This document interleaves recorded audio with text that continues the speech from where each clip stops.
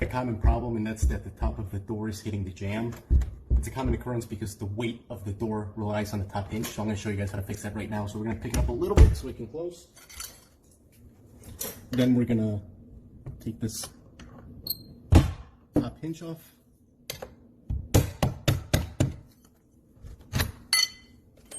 And we're going to gently pick it up so we can wedge a shim in here for better reveal. And then what we're going to try and do is bend these 3 knuckles to match the knuckles of the door. So we're going to bend these 3. So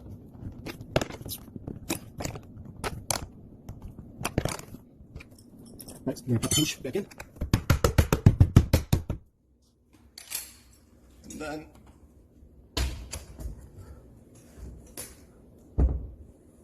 check out the door. So yeah, hopefully that helps. Take care, guys.